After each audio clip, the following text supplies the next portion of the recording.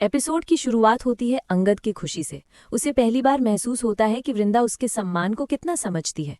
सुबह सुबह सुप्रिया से बहस तक कर ली, सिर्फ इसलिए कि अंगद की सेल्फ रिस्पेक्ट पर कोई सवाल ना उठे। तभी शोभा का कॉल आता है। वो प्यार से पूछती है कि दोनों कैसे हैं, लेकिन उसकी आवाज में चिंता छिपी है। वो बताती है कि घर में परी को लेकर माहौल बिगड़ा हुआ है। वो मानने को तैयार ही नहीं कि रणविजय उसके लिए गलत चुनाव है। अंगद भी सहमत होकर कहता है कि किसी भी तरह ये शादी रुकनी ही चाहिए। लेकिन इतने में परी उनकी बात सुन लेती है और गुस्से में ताना मारती है कि खून के रिश्ते बिना भी तुम दोनों मेरे खिलाफ हो। अगली सुबह पार्थ सभी को एक्सरसाइज करवा रहा होता है। शोभा थकान बताकर मना कर देती है तो परी उसे चिढ़ाती है। इसी दौरान तुलसी शेक और चाय लेकर आती है और बताती है कि मिहिर आज जॉगिंग पर भी नहीं गया।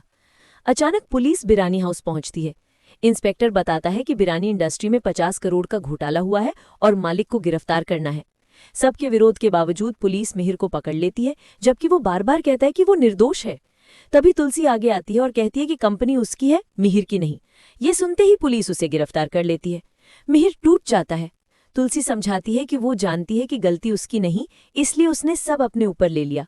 शादी के वचन याद दिलाती है, सुख दुख साथ झेलने वाले। जेल में तुलसी की मुलाकात विमला से होती है, जो कहती है कि नोना का किसी मिहिर बिरानी के साथ अफेयर था और राज छुपाने के लिए उसे जेल भेजा गया। वो तुलसी को फटकार लगाती है कि उसके पति का नाम यूं ना ले। इधर मिहिर पछताते हुए तुरंत बेल पेपर लाने को हेमंत से कहता है। उधर अंगद थककर घर लौटता है। वृंदा उसके पैर दबाती है, फिर अंगद उसके। वो बताता है कि उसे नाइट शिफ्ट की जॉब मिल गई है। दोनों एक दूसरे की परवाह देखकर भावुक हो जाते हैं। मौसम अचानक खराब हो जाता है। तेज बारिश के बीच मिहिर छाता लेकर तुलसी को कार में बैठाता है। दूर से नोनी उन्हें साथ देखती है और टूटकर कहती है कि तुलसी ने मिहिर के लिए सब कुर्बान कर दिया, अब मेरे हिस्से में क्या बचा। और इसी कंफ्यूजन और इमोशन के बीच एपिसोड खत्म हो जाता है। Thanks for watching.